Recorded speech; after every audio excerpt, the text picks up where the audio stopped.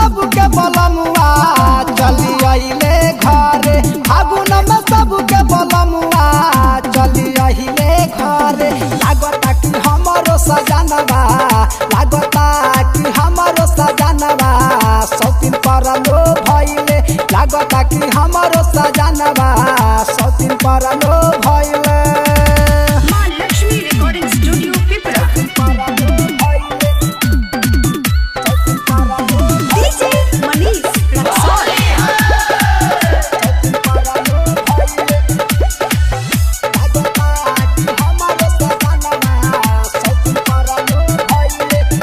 अरे फागुन में अइले है न सजनवा, अरे तोरा पे जो बनवा हो का कहिला सखी। अरे फागुन में अइले है न सजनवा, अरे तोरा पे जो बनवा हो। आसो के हाथ के न हमरो पुआ बहरी खइले, आसो के हाथ के न हमरो पुआ बहरी खइले। लागता कि हमरो सजनवा सौतीन परलो भइले, लागता कि हमरो सजनवा सौतीन परलो भइले। अरे माई DJ Manish Raxaul. Music by Sanjeet Sangam. फागुन में सबके बलमुआ चली आइले घरे। अरे बेकारा से खेलब होली, अरे रोवता हमारो चोली। अरे का गयो सखी।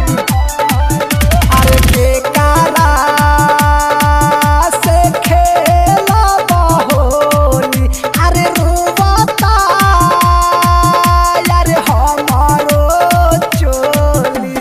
देहिया में हमारो न कहबो रंगवा लगैले, देहिया में हमारो न कहबो रंगवा लगैले। लागता कि हमारो सजनवा सौतीन परलो भइले, लागता कि हमारो बलमुआ सौतीन परलो भइले। सौतीन परलो भइले, सौतीन परलो डीजे मनीष रक्सौल।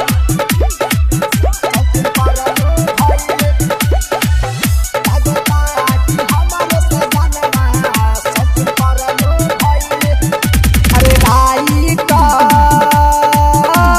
बासुदेव नायले, राजेश रसिला ना सपना पुरैले। अरे राई का